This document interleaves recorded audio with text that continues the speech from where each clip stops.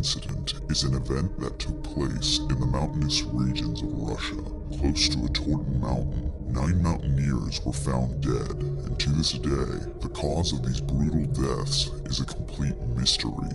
A mystery that inspired countless theories as to how these hikers were killed, and what exactly they were killed by. In the darkness of creation, there were only shadows. In the present, those shadows still exist. Denying what you know to be real will only end in sadness. Open your mind and confront what lurks beneath the surface. For that is the only way you will conquer your fears. Originally, 10 mountaineers set out to climb the Torten mountain on January 23rd of 1959. The leader of the group was 23-year-old Igor Dyatlov. Due to severe illness, one of the members, Yuri Yudin, left the group prematurely after the journey had already begun. With one less member, the group carried on, telling Yudin that they would be back before February 12th. Days after the 12th, no one had heard from them, which was considered normal for a delay to occur with such a difficult journey.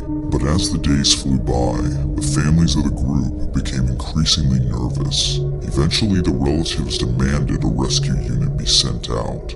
Forces were sent, and on February 26th, the remains were found. What they found both confused and shocked the world. The tent, which was badly damaged by the snow, was the first to be found. In it were most of the belongings of the group, including some of their shoes, all neatly placed. Investigators also found that the tent itself was torn from the inside, suggesting that an imminent threat had led the explorers to cut their way out in haste. Near the tent were 9 sets of footprints, which led the investigators to the first 2 bodies of Yuri Doroshenko and Yuri Krivonischenko. Both were dressed in only their underwear, with the exception of a blanket having been laid over their bodies. Authorities concluded that the bodies were already dead by the time they were found, and that the blanket must have been an act of respect from whoever took the clothes for themselves. Near the 2 bodies was what seemed to have been the remains of a fire. The tree next to the bodies had marks on it, as well as broken branches, indicating that the 2 had attempted to climb it, either to find the other 7 or to hide from someone. Doroshenko was badly bruised and had been bleeding due to cuts all over his face that seemed to have come from a possible fall from the tree.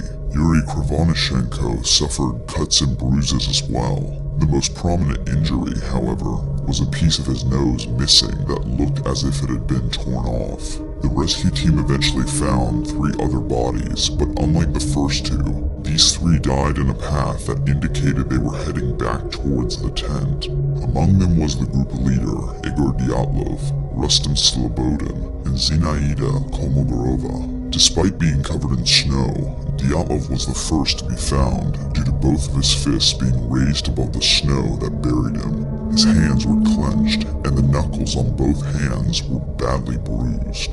There were also several minor injuries on his face as well as his lower body. Zinaida had minor injuries on her face and hands, which included areas of missing skin. A month after finding Dyatlov and Zinaida, the 3rd body of Rustem Slobodin was found. Rustem not only had severe bruises on his knuckles, as well as a battered face, but most severely of all, his skull was fractured. The search continued for an extended period. It wasn't until May 4th that the last 4 bodies were found. These 4 bodies were the strangest of all 3 findings. Alexander had a contorted neck and a broken nose. Like Rustem, Nikolai also had a fractured skull. Semyon's ribs were cracked on the right side of his body, and his eyes were completely missing. But none of these 3 even compared to the damage of Lyudma's body.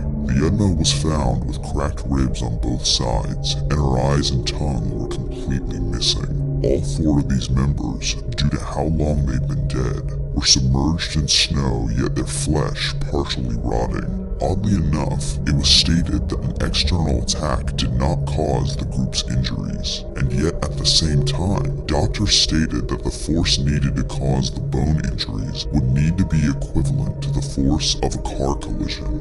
As if this wasn't strange enough, Radiation was also found on the skiers' clothing, even amidst these violent and bizarre injuries. The cause of these 9 deaths were said to be hypothermia. The victims' diaries and camera footage were also left behind, which allowed the investigators to track key components of the skiers' journey. Yuri Yudin was part of the investigation team and was able to spot a piece of clothing that he claimed was not of the skiers, but instead of the military. This was only one of several things that would lead Yudin to believe that the Soviet military had something to do with this incident.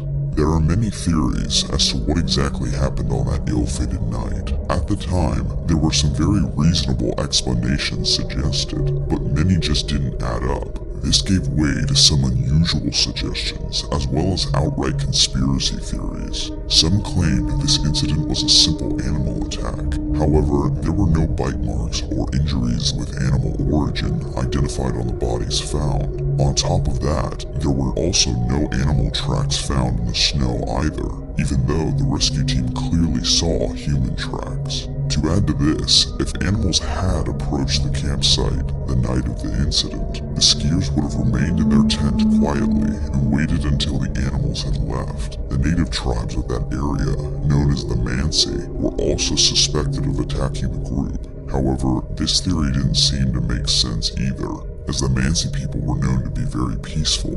Some of these natives even helped with the investigation.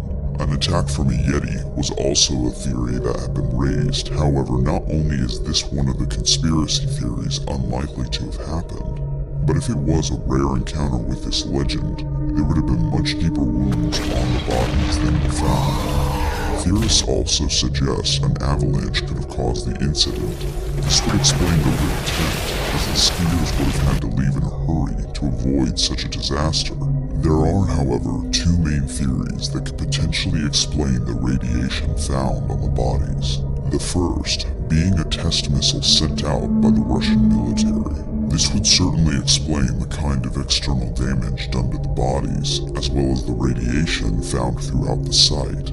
The second theory was that the group encountered extraterrestrials who caused the external damage to the hikers without leaving a solid trace. This would not only explain the bizarre traces of radiation, but this theory is also favored due to just how much of a mystery this case is. These 2 theories were also sparked due to bright orange lights that were seen in the sky around the time of the incident. Multiple people witnessed these lights, from other skiers and mountaineers to the police officer who led the investigation. The officer claimed that no one from the investigation team could figure out what exactly these lights were, and that he was convinced these strange spheres were a key component to the tragedy. This was also an appearance that had been going on long before the investigators arrived at the scene, as these lights were also captured by Semyon during the actual expedition. Upon closer inspection of the photos, these radiating objects seemed to be changing shapes while levitating in the night sky. These lights are believed by some to be everything from UFOs to fallen angels appearing in the physical dimension. What's more, the group's last picture was a blurry image of a strange bright object in the near distance, adding even more mystery to the strange lights in the sky. Whether or not the object in this picture is a UFO, the light is believed to be whatever caused the death of these 9 skiers. The case was closed shortly afterward in the month of May, the same month that the last 4 bodies were found. The path near the mountain on which the bodies were discovered was named Dyatlov Pass in honor of the group's leader, Igor Dyatlov. The files were archived by the military, and despite the deaths being so mysterious, the military suspiciously stated that it was due to, quote, natural force they were unable to overcome. This led many to become even more suspicious of the incident given so many mysterious aspects that cannot be explained. Decades later, the files were copied and opened to the public in the 1990s, though parts of the documents were missing entirely. In spite of this, Yudin pursued the case on his own. He believed the entire incident was a military cover-up, and he would go on to investigate the incident throughout his entire life. Towards his final years, Yudin stated, quote, "If I had a chance to ask God just one question, it would be, what really happened to my friends that night. Yudin died on April 27th, 2013 at the age of 76, never knowing the truth behind the deaths of his friends.